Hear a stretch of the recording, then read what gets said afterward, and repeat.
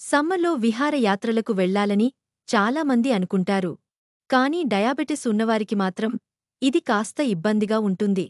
వీరికి వేడి వాతావరణంలో ఇంకాస్త త్వరగా డీహైడ్రేషన్ బారిన పడే అవకాశం ఉంటుంది. సమయానికి తగినంత నీరు తాగకపోతే రక్తంలో గ్లూకోజు మోతాదులు పెరిగి మూత్రం మరింత ఎక్కువగాను రావొచ్చు. ఇది మరింత నీటిశాతం తగ్గటానికి దారితీస్తుంది. రక్తనాళాలు, నాడులు దెబ్బతినటం వంటి సమస్యలతో చెమట గ్రంథులు సరిగా పనిచేయక శరీరం అంతగా చల్లబడుతుంది.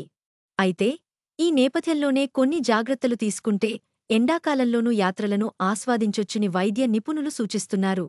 మధుమేహం ఉన్నవారు దాహం వేయకపోయినా సరే నీరు ఎక్కువగా తాగాలని నిపుణులు సూచిస్తున్నారు. ఒంట్లో నీటి శాతం తగ్గకుండా ఉండటానికి చాలా ముఖ్యమని తెలిపారు. కెఫీన్తో కూడిన కాఫీ, కూల్ డ్రింకులు, ఎనర్జీ డ్రంక్స్, మద్యం తాగొద్దన్నారు. ఇవి శరీరంలోని నీరు బయటకు వెళ్లేలా చేస్తాయని, దీంతో గ్లూకోజు మోతాదులు పెరుగుతాయని అంటున్నారు. ముఖ్యంగా ఎండవేడికి గ్లూకోజు మోతాదులు పెరుగుతూ, తగ్గుతూ వస్తుంటాయి. అలాగే అధిక ఉష్ణోగ్రతలు బాడీలో ఇన్సులిన్ను వాడుకునే తీరును మార్చేస్తాయి. మిగతా రోజుల్లో కన్నా ఎండకాలంలో తరచూ డయాబెటిస్ను పరీక్షించుకోవాలి. ఇన్సులిన్ వాడుతున్న వారు అవసరాన్ని బట్టి మోతాదులను నిర్ణయించుకోవాలి. డయాబెటిస్ గలవారు ఉదయం 10 నుంచి సాయంత్రం 4 గంటల మధ్యలో వీలైనంతవరకు నీడ పట్టునే ఉండేలా జాగ్రత్త తీసుకోవాలని నిపుణులు సూచిస్తున్నారు. ఏసీ అందుబాటులో ఉంటే మరి మంచిది అని సూచిస్తున్నారు. వదులైన, లేత రంగు దుస్తులు ధరించాలి. నూలు దుస్తులైతే మేలని, ఇవి శరీరానికి బాగా గాలి తగిలేలా చూస్తాయని అంటున్నారు. సౌకర్యవంతమైన, సరైన సైజు షూ, సాక్స్ ధరించాలని, ఇవి పాదాలు దెబ్బతినకుండా కాపాడతాయని చెబుతున్నారు. ఎండ తక్కువగా ఉండే వేళల్లోనే వ్యాయామాలు చేయాలి. లేదా నీడలోనైనా చేయొచ్చు. గ్లూకోజు టాబ్లెట్లు, ప్యూర్ జ్యూస్ వంటివి ఎల్లప్పుడూ అందుబాటులో ఉంచుకోవాలి. ఎప్పుడైనా ఉన్నట్టుండి గ్లూకోజు పడిపోతే వీటిని తీసుకుంటే వెంటనే మోతాదులు పెరుగుతాయి. ఇన్సులిన్ను చల్లటి, ప్రత్యేకమైన పెట్టెలోనే భద్రపరచుకోవాలని, లేకపోతే వేడికి ఇన్సులిన్ చెడిపోయే ప్రమాదం ఉందని హెచ్చరిస్తున్నారు. యాత్రలకు వెళ్లే ముందే డాక్టర్ను సంప్రదించి మందులను మార్చుకోవాల్సిన అవసరముందేమో తెలుసుకోవాలని సలహా ఇస్తున్నారు.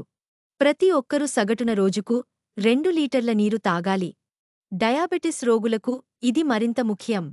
నీరు ఒక్కటే కాకుండా ఇతరత్రా ద్రవాలు తీసుకోవచ్చు. పలుచటి మజ్జిగ తీసుకోవచ్చు. నిమ్మ లేదా టమాటా రసాన్ని చక్కెర లేకుండా తాగొచ్చు.